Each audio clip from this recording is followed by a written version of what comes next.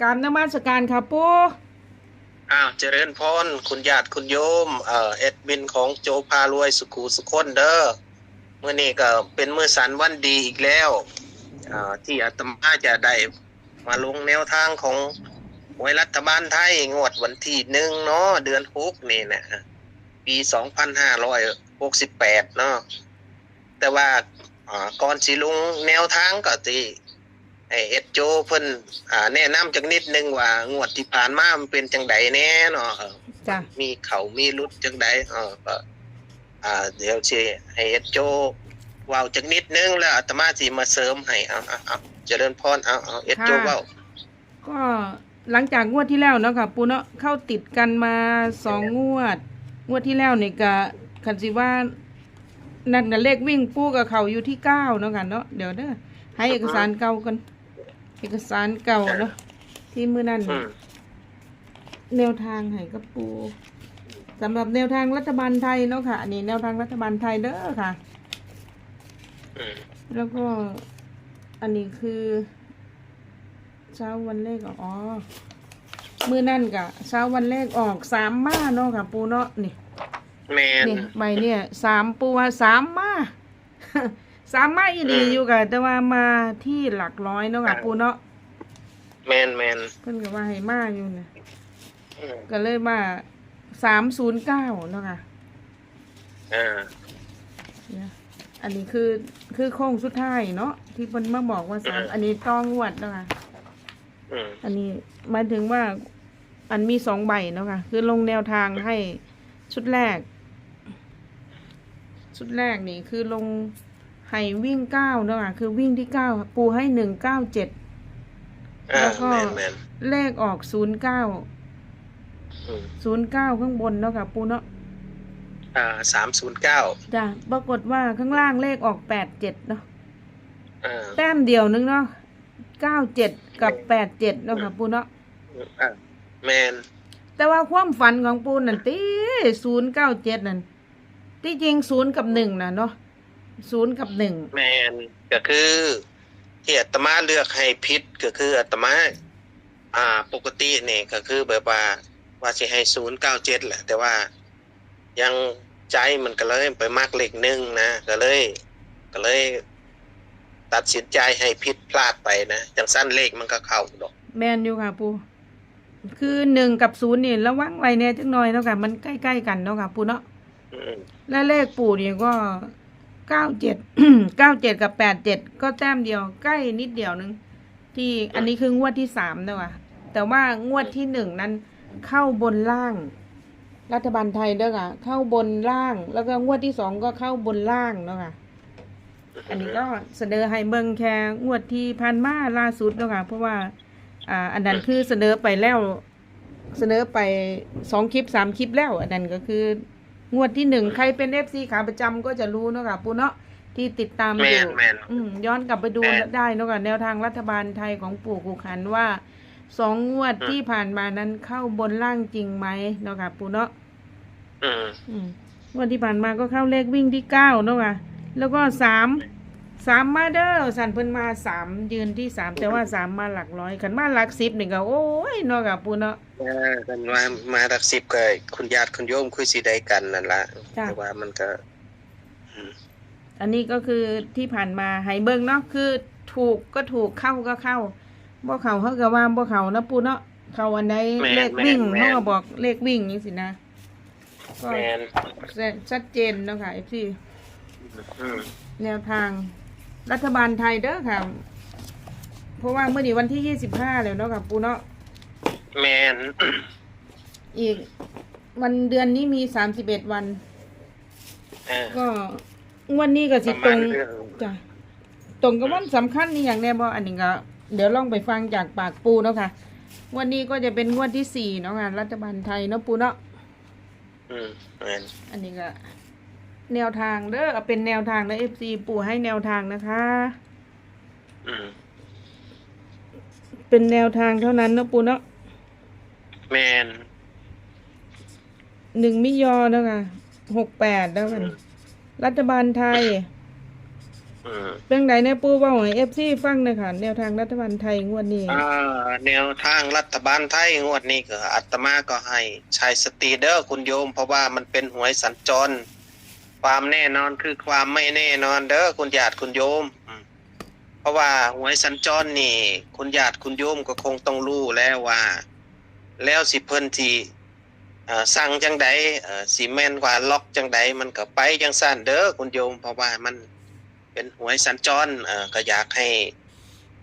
พินิจใช้สมองพินิจพิจารณาจักนิดนึงก่อนสิเสียงโชคเสียงลาภนะเพราะว่ามันก็ค่อนข้างจะไม่แน่นอนนะก็คือแบบว่าบางครั้งมันก็บางทีถ้าอาตมาปล่อยตัวเลขไปนี่บางทีมันก็ดวงเขาดีเขาหมุนมาถือของเฮามันก็ได้ไปนะก็คือแบบว่าให้ระมัดระวังเพราะว่าในการสัญจรแต่ละครั้งนี่ก็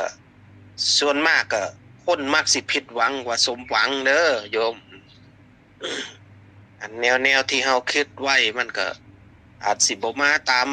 ที่เฮาหวังเด้อจังซี่ล่ะทีนี้ก็บ่เว้าหลายยายห่างแล้วก็คือแบบว่าสิให้ตัวเลขไปเลยเพราะว่ามันก็สิว่าบ่อยากเว้าโดนนะก็คือแบบว่างวดที่ผ่านมาก็แอดมินเพิ่นก็ได้แจ้งไปแล้วว่ามันเลขมันก็เข้าแต่ตัววิ่งเด้อคุณญาติคุณโยมมันบ่เข้า2ตัว3ตัว หรือ2ตัวหรืออีกหยังประมาณนี้นะมันเข้าแต่ตัววิ่งนะสำหรับงวดนี้ก็คือกันก็คืออาตมาก็คือหวยมันออกวันอาทิตย์เนาะขึ้น6ค่ำเดือน7ก็นั่นน่ะปีนี้ก็ เป็นปีของหยังนี่ปีของปีมะเส็งเนาะเป็นปีมะเส็งนี่แหละงูเล็กจะให้คุณโยมจะวิ่งจะรูดอีหยังก็ไปที่เลข1คืออาตมายึดเลข1เป็นหลักเด้อคุณโยมนี่เดี๋ยวให้เอดมินเพิ่นเขียนไว้เนาะ วิ่งบ่ค่ะปู วิ่งจะวิ่งจะรูดอีหยังก็ไปที่เลข1ก็แล้วกันนั่นล่ะก็จะมีชุดวัดดวงคือชุดเดียวนั่นล่ะสิลองเบิ่งว่ามันสิเป็นจังไดเนาะกับการสัญจรครั้งนี้ว่าแม่นว่าสิเลขมันสิใกล้เคียงหรือว่ามันสิเข้าบ่ก็ว่าก็ให้ยึดไปว่าอาตมาก็คืองวดนี้นี่คือหมายความว่ามักเลขเบิ้ลเนาะอาตมาก็จะให้ไปชุดหนึ่งเนาะชุดวัดดวงเลยก็คือเอาไปที่เลข511เนาะ3ตัวเลย511บ่ค่ะ แม ปู น511511ไปชุดเดียวนั่นล่ะแต่ว่าก็สิจับคู่ก็บ่ยากดอกเนาะคุณโยม จ้ะจับให้แน่ครับปู ก็จับคู่เฮาก็บ่ยากดอกคันว่ามันเป็นอันนี้ก็คือจับหา1เนาะหา115นั่นล่ะแล้วก็จับ11ข้างหลังครึ่งนึงแต่11นี่คันเฮาสิขึ้นแต้มลงแต้มมันก็ได้เด้อคุณโยมเพราะว่าอาตมาจิเพิ่มให้มั่งนี่คันว่า1มันอยู่หลัก10นี่คันว่ามันขึ้นแต้ม1ก็จะกลายเป็น12เด้อให้แอดมินเพิ่นเขียนไว้ให้12แล้วค่าถ้าว่ามันลงอีกแต้ม1จาก11นี่ก็คือสิแม่น10หรือ01นะประมาณนี้ล่ะทำขึ้นเทิงก็อย่าลืมเด้อเพราะว่า1221จังซี่ถ้ามันลงข้างล่างมาจังซี่ก็สิแม่น10หรือ01จังซี่เพราะว่าสิจับให้เพิ่มเพราะว่าถ้าตัดไปแล้วนี่มันก็สั้นจุดจูเนาะเพราะว่า511นี่ก็มีแต่ซื้อได้เท่านั้นก็คือ1551แล้วก็11ก็จบแล้วก็ซ้ำนั่นแหละฉะนั้นก็จับให้เดี๋ยวแอดมินก็เขียนให้เนาะ เขียนแล้วค่ะปู เขียนเสร็จแล้วก็คือทีนี้ก็สิให้แนวทางข้างล่างเนาะที่อาตมาคิดว่ามันนี่ค ข้างล่างคันสิวิ่งสิรูดก็ให้เน้นไปที่เลข4เด้อจับเลข4แต่เลขที่อาตมาสงสัยที่สุดเมื่อปีที่แล้วเลขข้างล่างมันก็ออก24เนาะออก24ปีนี้มันสิแม่นบ่ว่าคือจังอาตมาฝันบ่อาตมาสิเอาเลขฝันให้เด้ออาตมาจับ43นี่ล่ะการจับ43อยู่จังซี่ก็คือคัน43อยู่มองกลางนี่คันว่ามันลงมันขึ้นมันลงก็คือสิเป็น42เนาะเพราะว่าให้43แล้วก็เป็น42อีกตัวหนึงจ้ะแล้วก็สิให้แค่2ชุดแค่นี้ละ42 24กับ43 34ซ้ำนี่ละเขาว่าสิให้47อีกตัวหนึงก็ย่านมันดังคันว่าบ่อันนี้คันว่าญาติโยมมากก็เอา47ไปอีกตัวหนึงเด้อเขียนไปโลด47อีกตัวหนึงซึ่งมันไกลห่างก็คือวัดดวงเด้อชุดนี้เพราะว่ามันอยู่ในชุดเดียวกันนะแต่ซ้ำนี่ล่ะแนวทางกับบ่มีหยังซับซ้อนดอกสำหรับคุณญาติคุณโยมที่เข้ามาเบิ่งก็ให้ใช้วิจารณญาณในการรับฟังรับชมเพราะว่าแนวทางนี่มันมีเขามีรุดอาตมาก็บ่ฮู้ดอกว่ามันสิออกตัวใดให้เป็นเพียงแนวทางก็คือที่ทั้งหมดทั้งมวลนี่นะก็คือพยายามก็คือบางเทื่อนี่เลขอาตมานี่อาจสิบนลงล่างหรือล่างขึ้นบนจังซี่ก็สลับก็ให้กันไว้แน่เนาะพยายามกันแน่บอกว่ามันก็บ่แน่นอนก็งวดที่ผ่านมาก็มันก็เคยสลับอยู่ให้บนไปออกล่างให้ล่างไปออกบนจังซี่เนาะก็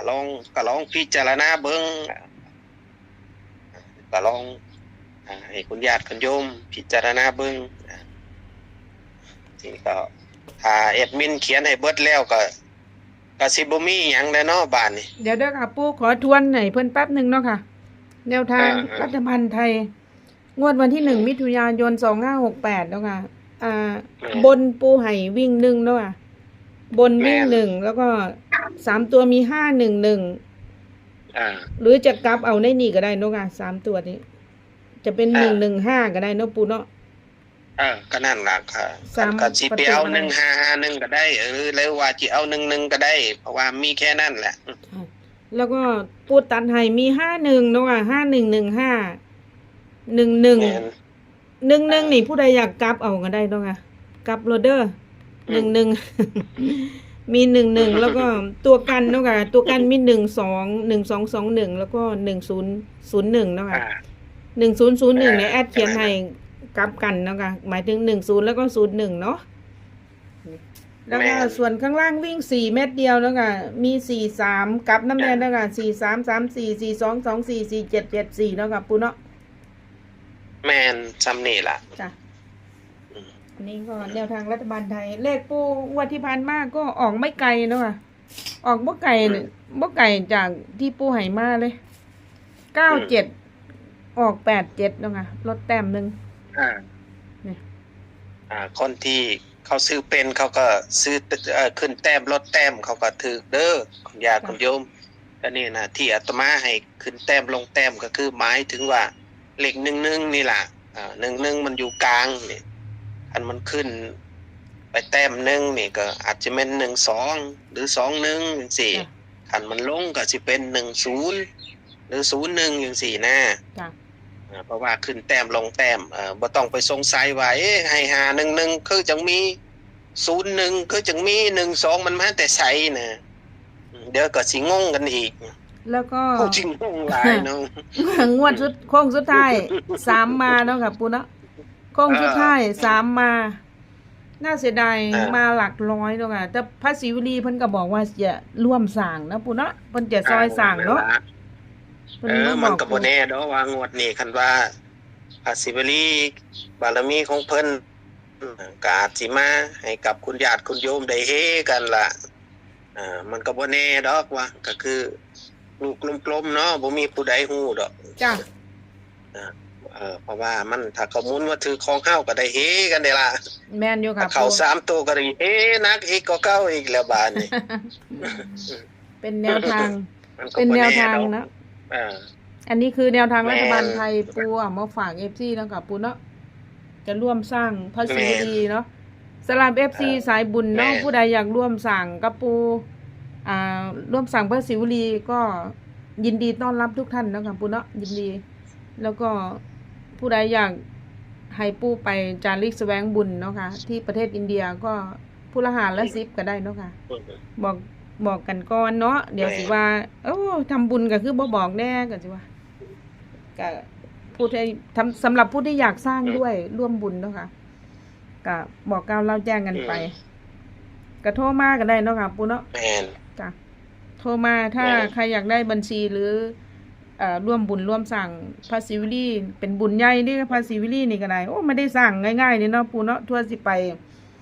แม่น ทั่วสิไปติดต่อหม่องรอพระทั่วสิม่วนสารต่างๆทั่วสิ ไปสวดอีก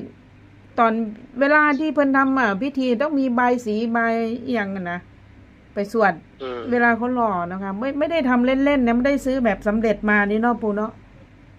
แม่นรอพระก็คือทำพิธีรอเด้อมันบ่แม่นว่าไปเอาพระที่เขารอแล้วก็เอามาอันนั้นมันบ่แม่นอันนั้นเขาบ่เอิ้นว่ารอพระใดอันนั้นเขาเอิ้นว่าสำเร็จรูปแล้วพระที่สำเร็จรูปเด้อโยมรอพระก็คือต้องทำพิธีคุณญาติคุณโยมคงสิฮู้ดอก จ้ะอันนี้ก็แจ้งข่าวเนาะค่ะแล้วก็สำหรับแนวทางลาวพัฒนานี่ ตอนนี้ก็ยังเบรกให้ทางสื่ออยู่เนาะปู่เพราะว่าเลขมันหลุด2 งวดเนาะก็ไม่อยากให้ญาติโยมมันเสียเงินเสียทองขึ้นมาล่ะ ก็ว่าให้คุณญาติคุณโยมทาสกรเด้อสำหรับไว้ลาวพัฒนาเพราะว่าเลขมันหลุดนะบ่แม่นว่าบ่อยากลงบ่อยากลงให้ดอกเพราะว่าเลขมันหลุดก็คือแนวทางอาตมามันเป็นจังซี่ล่ะคันเลขมันหลุดอาตมาก็สิเซาให้เพราะว่าอย่างหนึงเฮาสิได้ประหยัดในเรื่องของเงินทองเอาไว้ใส่จ่ายอย่างอื่นอย่าประมุ่งมั่นกับมองนี่เพราะว่าแนวทางมันก็บ่เข้าเลือดโตนคุณญาติคุณโยมก็ขอให้คุณญาติคุณโยมเข้าใจอาตมานำคันว่าถ้าว่าเลขมันเข้าจังได๋วันจันทร์ถ้าเกิดเลขมันเข้าวันพุธอาตมาก็สิลงให้คือเก่าแต่ว่าถ้ามันบ่เข้าก็คือสิหยุดไปเรื่อยๆจังซั่นน่ะล่ะเนาะคุณญาติคุณโยม จ้ะก็บัดนี้ก็จะได้เวลาแล้วเด้อค่ะปู่อวยพรให้ FC เพิ่นมีโชคเด้อค่ะปู่ จากสั้นก็อาตมาก็ท้ายแล้วก็อาตมาก็สิขออวยพรให้กับคุณญาติคุณโยมเด้อมื้อวันอาทิตย์วันที่1เนาะเดือน มิถุนาปี2568นี่ก็ขอให้คุณญาติคุณโยมที่เสี่ยงโชคเสี่ยงลาภก็ขอให้ได้เงินหมื่นเงินแสนเงินล้านตามที่เจ้าของได้วาดหวังไว้ก็นั่นล่ะก็สุขภาพก็ขอให้มีสุขภาพที่แข็งแรงปราศจากโรคภัยไข้เจ็บทั้งหลายทั้งปวงที่เดินทางไปไสมาไสก็ขอให้แคล้วคลาดจากอุบัติเหตุต่างๆนานาประการเนาะ จ้า ชีวิตก็ขอให้มีความสุขความเจริญตลอดปี2568ก็แล้วกันเนาะคุณญาติคุณโยมซ้ำนี่ละสาธุกราบขอบพระคุณปู่มากๆเด้อค่ะสำหรับแนวทางฝั่ง FC แฟนช่องของทางช่องโจพารวยค่ะกราบขอบพระคุณกราบนมัสการกับปู่ค่ะ เจริญพรสาธุ ค่ะแนวทางรัฐบาลไทยของปู่ขุขันงวดนี้ก็ตามนี้เด้อค่ะ FC แฟนช่องคุณพ่อคุณแม่เอาไปพิจารณาเบิ่งเนาะค่ะเป็นแนวทางเท่านั้นเนาะค่ะโปรดใช้วิจารณญาณในการรับชมรับฟังทางช่องเสนอเพื่อเป็นแนวทางเป็นสื่อกลางเท่านั้นไม่ส่งเสริมไม่สนับสนุนเล่นการพนันทุกชนิดเนาะค่ะก็ขอคนละ1 ไลค์ 1 แชร์เด้อค่ะถ้าถูกใจเนาะค่ะขอคนละ1 ไลค์ 1 แชร์เนาะค่ะเป็นกำลังใจกับทางช่องโจพารวยนำแน่เนาะค่ะขอกราบขอบพระคุณคุณพ่อคุณแม่พี่น้องสุภุสุคนเนาะค่ะที่กดไลค์กดแชร์กดติดตามให้อยู่ตลอดเนาะไผกดให้ถึงรางวัลที่1เด้องวดนี้หยิบจับสลากกินแบ่งรัฐบาลไทยลอตเตอรี่ไทยเนาะค่ะให้ถูกรางวัลที่1ถูกทุกๆรางวัลที่มีเนาะค่ะ 3ตัวหน้า3ตัวท้ายก็มีเนาะค่ะ1 ถึง 5รางวัลแล้วก็2ตัวท้ายสำหรับคลิปนี้แอดขอตัวก่อนเนาะค่ะคลิปหน้าเจอกันใหม่สวัสดีค่ะ